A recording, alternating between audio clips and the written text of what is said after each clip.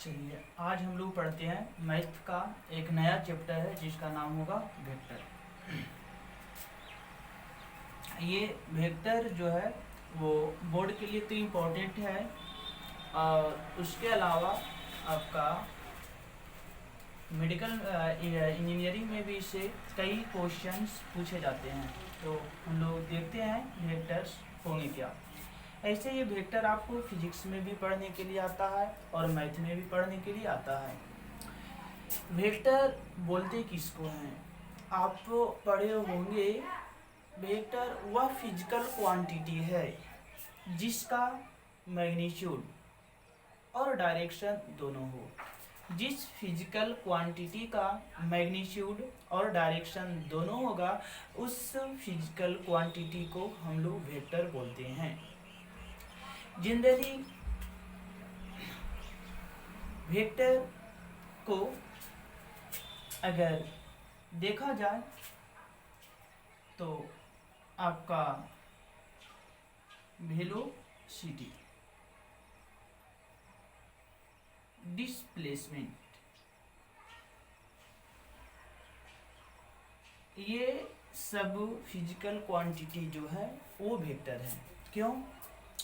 क्योंकि इसका अपना डायरेक्शन भी है और अपना इसका मैग्नीट्यूड भी है। तो आप लोग ये कह सकते हैं कि क्या वेक्टर होने के लिए दो ही चीज़ जरूरी है। पहला चीज़ डायरेक्शन, दूसरा चीज़ मैग्नीट्यूड। क्या अगर ये दो चीज़ है तो कोई भी फिजिकल क्वांटिटी वेक्टर हो सकता है? तो नहीं। देखिए एक फिजिकल क्वांटिटी इलेक्ट्रिक करंट जो है, इलेक्ट्रिक करंट जो है उसके पास ये दोनों चीज़ भी है, डायरेक्शन भी होता है और मैग्नीट्यूड भी होता है। लेकिन उसके बावजूद भी इलेक्ट्रिक करंट वेक्टर नहीं बल्कि ये स्केलर होता है। क्यों होता है? क्योंकि वेक्टर होने का ये दो कंडीशन है। तीसरा कंडीशन एक और होता है, follow the addition of triangle law या properties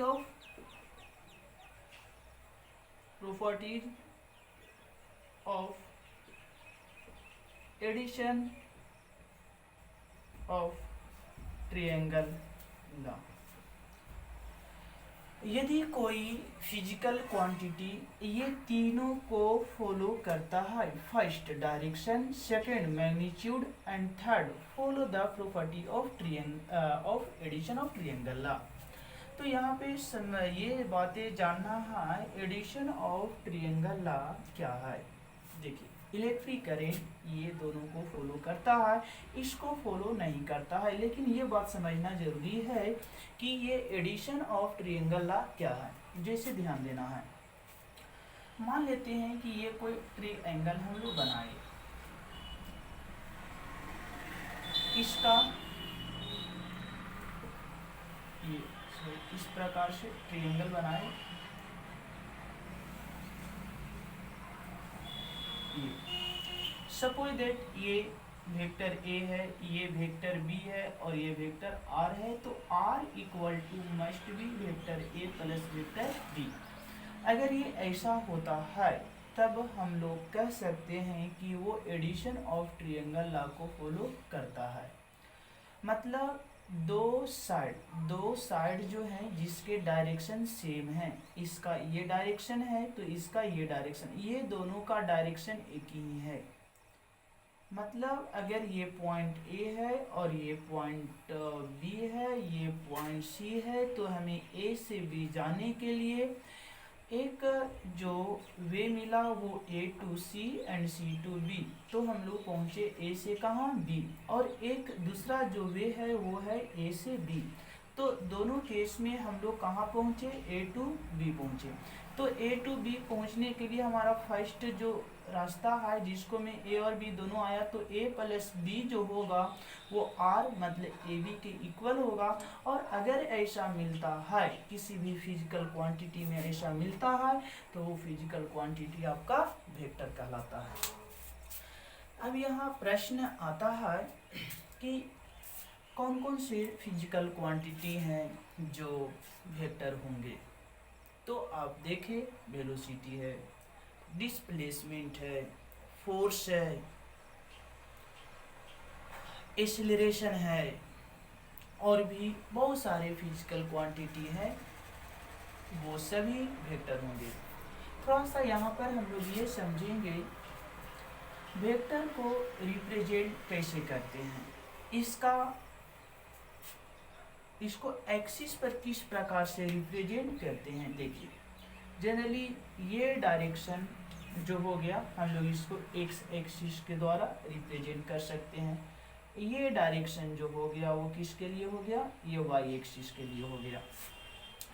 जेड एक्सिस जैसे एक्स एक्सिस जो है ना ये हॉरिजेंटल हो गया, वाई एक्सिस वर्टिकल हो गया, या वाई एक्सिस को वर्टिकल हॉरिजेंटल लेंगे तो एक्स एक्सिस को वर्टिकल लेंगे।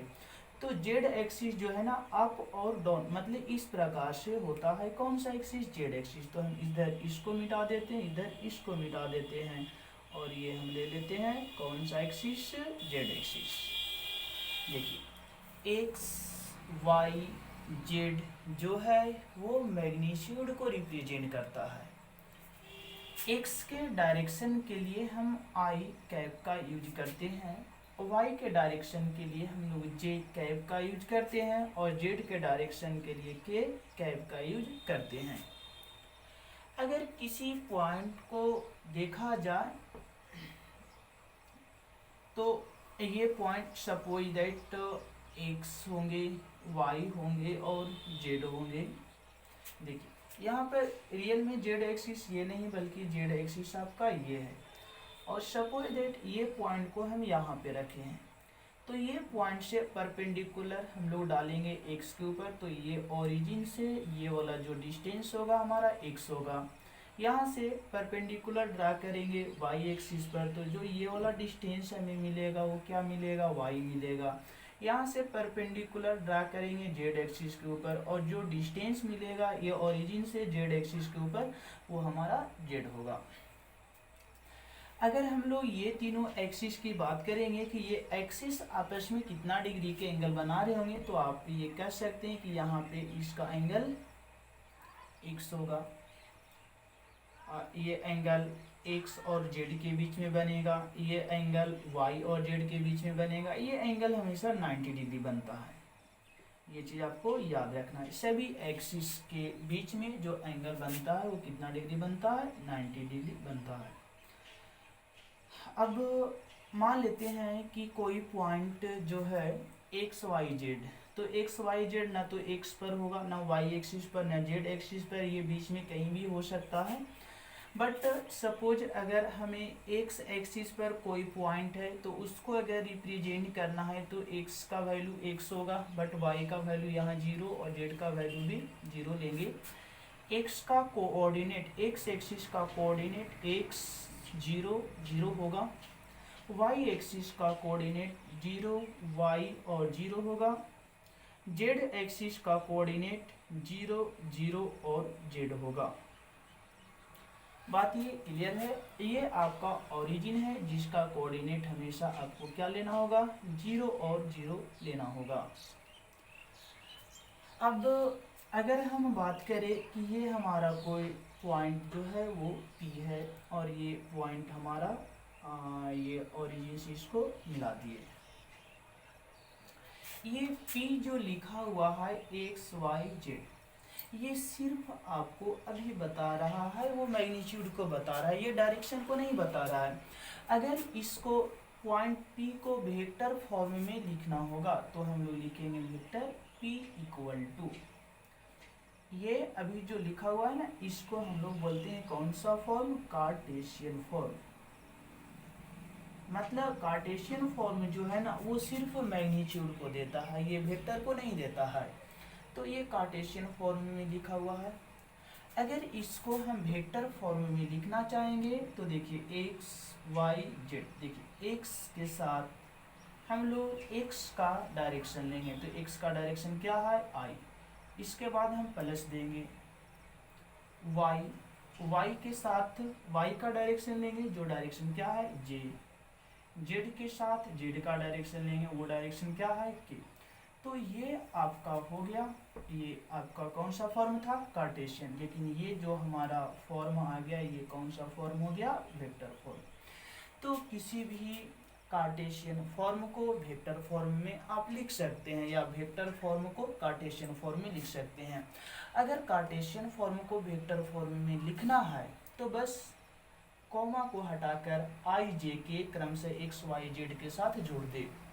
और अगर वेक्टर को कार्टेशियन में लाना है तो आई जे के को हटा करके उसके जगह पे कॉमा दे देना है, वही आपका हो जाएगा वेक्टर फॉर्म। तो अब कुछ एग्जाम्पल हम आपको देते हैं कार्टेशियन और वेक्टर फॉर्म के लिए। मान लेते हैं कि आपका 2 - 3 4 दिया हुआ है, ये कौन सा फॉर्म हो जाएगा, कार्टेशियन फॉर्म। ये कार्टेशियन फॉर्म को हमें लिखना है कौन से फॉर्म में, वेक्टर फॉर्म में। तो 2 के साथ हम क्या लगा देंगे, आई। ये 3 का साइन हमारा क्या है, माइनस, तो यहाँ पर लिख देंगे -3। और ये कॉमा के बदले में हम क्या लगा देंगे, जे। और यहाँ पे 4 का साइन है क्या, प्लस, तो 4 के साथ क्या लगा देंगे, के। तो ये आपका कौन सा फॉर्म हो गया, ये आपका फॉर्म हो गया वेक्टर फॉर्म। तो यहाँ पर ये समझ में आया कार्टेशियन से किस प्रकार से वेक्टर फॉर्म में बदला जाता है। मान लेते हैं कि एक हमारा ये वेक्टर फॉर्म में दिया गया है 2i प्लस या माइनस ले लेते हैं 6j। ये आपका वेक्टर फॉर्म हो गया। अगर आवश्यकता हो कि इस वेक्टर फॉर्म को कार्टेशियन फॉर्म में ले आए तो कार्टेशियन फॉर्म में कैसे लाएंगे, कार्टेशियन फॉर्म में लाने के लिए हम लोग 2 लिखेंगे, आई को हटा के कॉमा दे देना है। ये 6 का साइन क्या है, -6 लिख देंगे, जे के बदले में कॉमा दे देंगे। और देख रहे हैं यहाँ पे के नहीं है, तो हमेशा जब कार्टेशियन फॉर्म में लिखना होगा तो आई एक्स वाई और उसके बाद जेड का वैल्यू, तो कह सकते हैं कि यहाँ पे के दिया हुआ नहीं है, मतलब +0 इंटू के हो सकता है, इसलिए यहाँ पे हम लोग जेड का कोऑर्डिनेट क्या दे देंगे, 0 दे देंगे। तो इस प्रकार से ये आपका वेक्टर हो गया। लेकिन इसी वेक्टर का ये कौन सा फॉर्म हो जाएगा, कार्टेशियन फॉर्म हो जाएगा। तो आप लोग अभी समझे कि किस प्रकार से कार्टेशियन फॉर्म को वेक्टर फॉर्म में या वेक्टर फॉर्म को कार्टेशियन फॉर्म में लिखा जा सकता है। अब थोड़ा सा हम लोग यहाँ पर ये बात को समझते हैं। सपोज कोई भी वेक्टर दिया गया है, जनरली एक्स वाई, और इस एक्सिस को हम ले लेते हैं Z axis.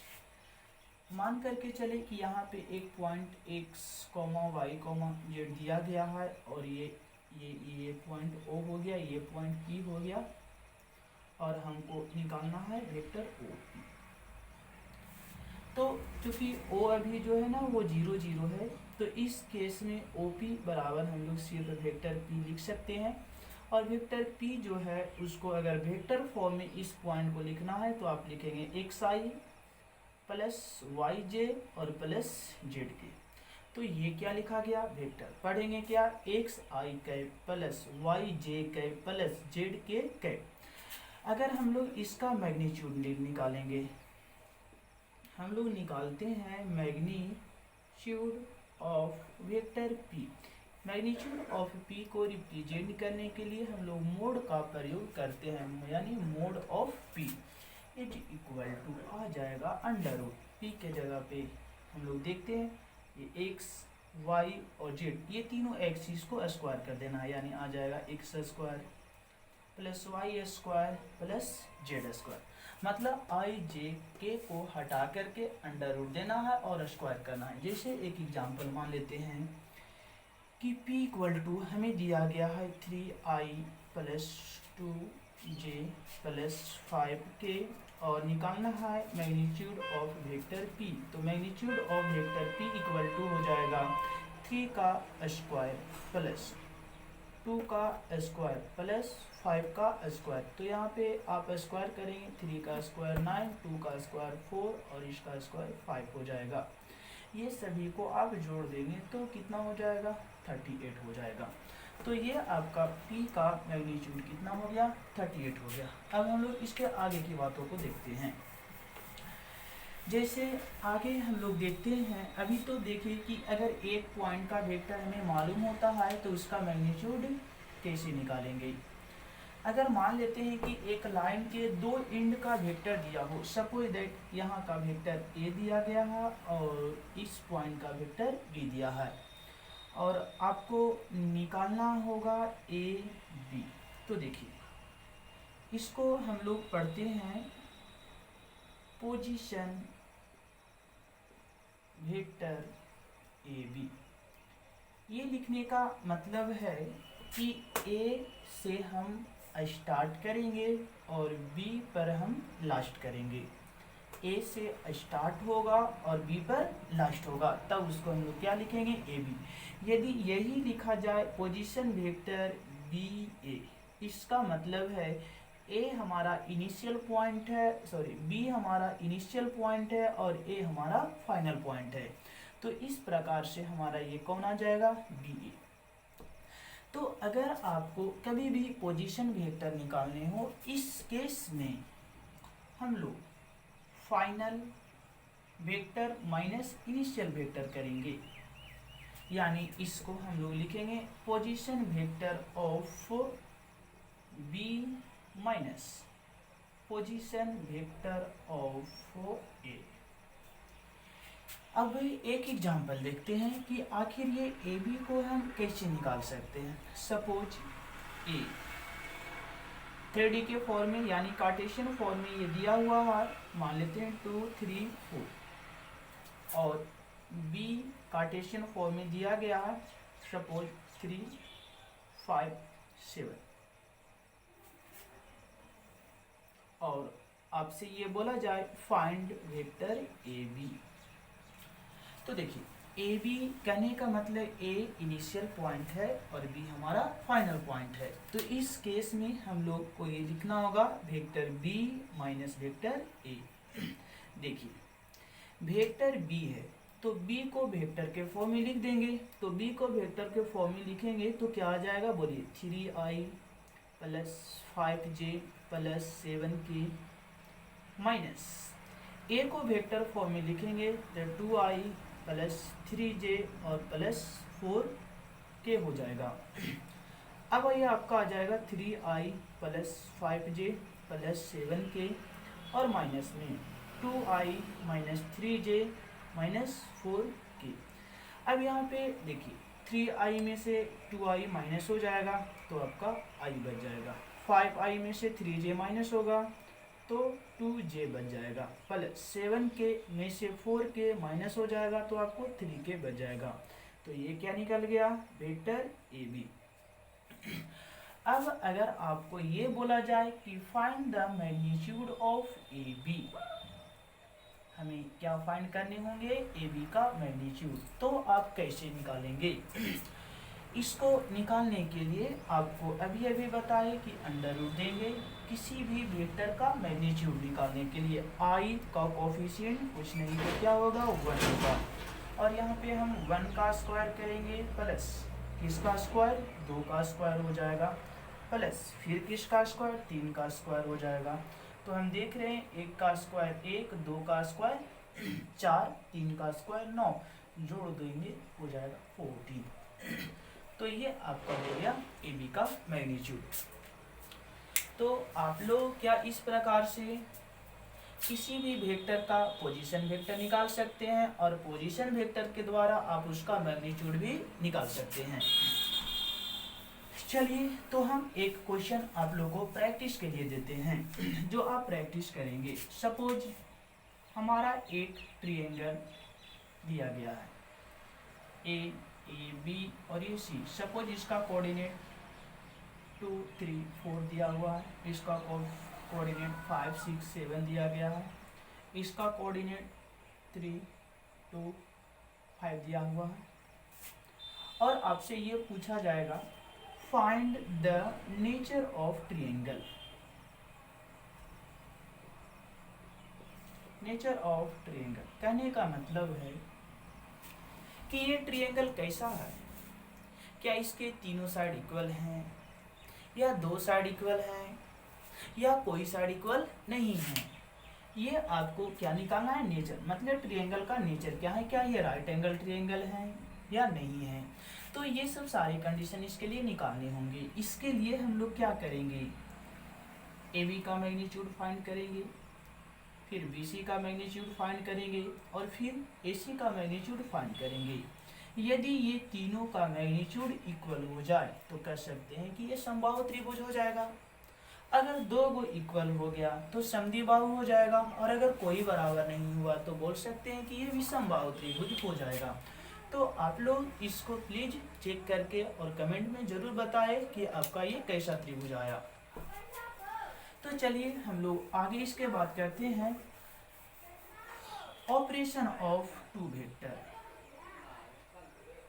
Operation of two vector, देखिए आप लोग ऑपरेशन का मतलब समझ रहे होंगे कि क्या इसको चीरफाड़ करना है। तो क्या वेक्टर को चीरफाड़ करेंगे? नहीं, वेक्टर को चीरफाड़ नहीं करेंगे, बल्कि वेक्टर में क्या ऑपरेशन होगा, एडिशन होगा वेक्टर का। वेक्टर का सब्सट्रैक्शन होगा। तीसरा, वेक्टर का प्रोडक्ट होगा। अब आप लोग कहेंगे कि सर यहाँ पे हम लोग जोड़ सकते हैं, यहाँ पे वेक्टर को घटा सकते हैं, यहाँ पर वेक्टर को गुना कर सकते हैं, तो क्या वेक्टर को भागा भी दे सकते हैं? नहीं, वेक्टर को भागा हम लोग नहीं दे सकते हैं। तो देखते हैं ना, एडिशन कैसे होगा, सब्सट्रैक्शन कैसे होगा और मल्टीप्लिकेशन यानी प्रोडक्ट कैसे होगा दो वेक्टर का। तो चलिए देखते हैं एडिशन ऑफ टू वेक्टर। हम लोग यहाँ पे देख रहे होंगे addition of two vector. Suppose vector A आपका दिया हुआ है a1i plus b1j plus c1k। Vector B equal to आपको दे रहा है a2i plus b2j plus c2k, और आपसे बोला find the vector a plus b, find the vector a plus vector b। तो हम इसको फाइंड करते हैं। देखिए सबसे पहले a को हम लिख देंगे a1i plus b1j plus c1k plus b के जगह पर लिख देंगे a2i plus b2j plus c2k। अब ये दोनों वेक्टर को हमें क्या करना है, जोड़ना है। तो देखिए i यहाँ और i यहाँ कॉमन है, तो i को हम कॉमन कर लेंगे, तो बच जाएगा a1 प्लस a2 मल्टीप्लाई क्या होगा i, क्योंकि i कॉमन किए थे दोनों से, तो यहाँ से i और यहाँ से i कॉमन करेंगे तो a1 प्लस क्या बचेगा a2 प्लस, देख रहे होंगे कि ये वाला टर्म में और ये वाला टर्म में क्या कॉमन है, बोलिए क्या कॉमन है, j कॉमन करेंगे तो b1 प्लस b2 इंटू क्या हो जाएगा j प्लस ये दोनों में क्या कॉमन हुआ, g, क्या कॉमन है k, दिख रहा है क्या कॉमन है k।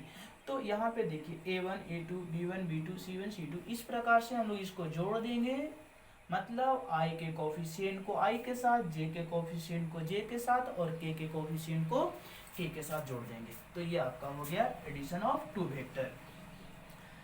अगर इसी प्रकार से हम लोग बात करते हैं subtraction of two vector. Two vector, दो वेक्टर को घटाएंगे कैसे, जैसे आप a प्लस बी किए उसी प्रकार से a माइनस बी कर सकते हैं। a माइनस बी, a के जगह पर आप लिख देंगे a1i plus b1j plus c1k। क्यों? क्योंकि हम a बराबर यहाँ पर ऑलरेडी ये वेक्टर मान चुके हैं, ये वेक्टर हमारा माना गया है। और b के जगह पर हो जाएगा a2i plus b2j plus c2k। अब हमें करना क्या है, a1i plus b1j plus c1k minus a2i minus b2j minus c2k। देखिए यहाँ से और यहाँ से क्या कॉमन है, i, तो बचेगा a1 minus a2 into i plus b1 minus b2 into j plus c1 minus c2 into k तो देखिए यहाँ पे हमारा निकल गया क्या, सब्सट्रैक्शन ऑफ टू वेक्टर। तो आगे हम लोग बातें करते हैं इसके एग्जाम्पल की। सपोज आपको a बराबर दे रखा है 3i plus 4j minus 3k, b equal to दे रखा है 2i plus 5j minus 3k, या चलो हम इसको रहने दे, और आपको बोलता है find a plus b and a minus b, आपको ये दोनों फाइंड करना है। चलिए तो बारी बारी से हम इसको फाइंड करते हैं। हम लोग इसका सॉल्यूशन करेंगे तो कह सकते हैं हम a प्लस क्या निकालेंगे b।